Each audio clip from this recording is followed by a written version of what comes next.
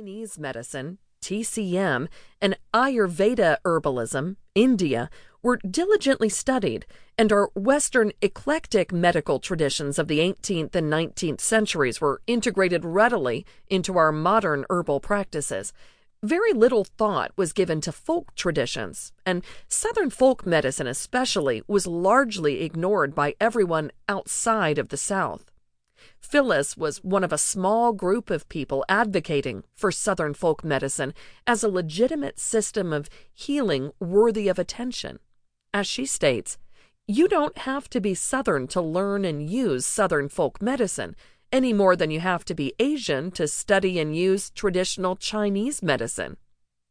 In a world where disease has become so rampant, even in developed countries with presumably more advanced medical techniques, integrating folk traditions that have proven effective over decades of use and are often inexpensive and readily available can bring value to healthcare within communities.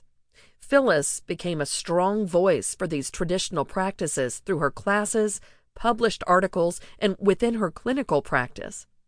Through her persistence and the work of others like her, Southern folk medicine has found a niche within mainstream medicine in the protocols, techniques, and philosophies of integrative medicine. Phyllis's fabulous book, Southern Folk Medicine, takes another huge step in ensuring that our healing folk traditions continue to thrive. In this book, Phyllis does more than just codify and document Southern folk medicine.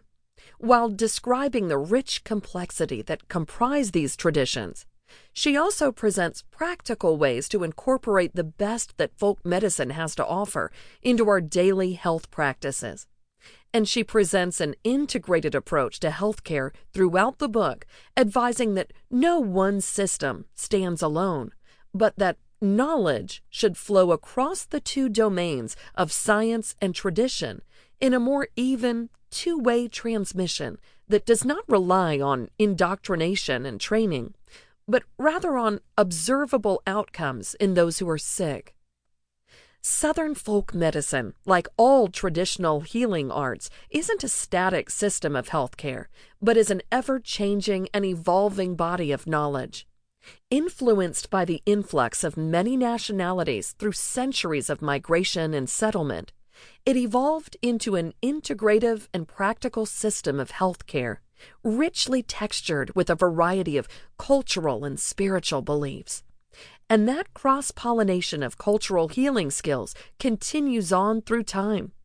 Like busy bees flitting from flower to flower, we have the responsibility to integrate the best that these systems have to offer into our modern healthcare and to pay this information forward. Treasures like Southern folk medicine will ensure that the richness of this system, our very own U.S. tradition, born and bred on the turf of the Southern states, will continue to have an important place not only in the rural South, but throughout the rich tapestry of modern healthcare systems. On every page, there's a richly told story, a brilliant passage, a bit of wisdom or practical advice about health and healing that make the kind of sense that only folk traditions do. I know I'll be referring to it time and again, and will be incorporating many of her suggestions into my healing practice. Rosemary Gladstar, herbalist and author.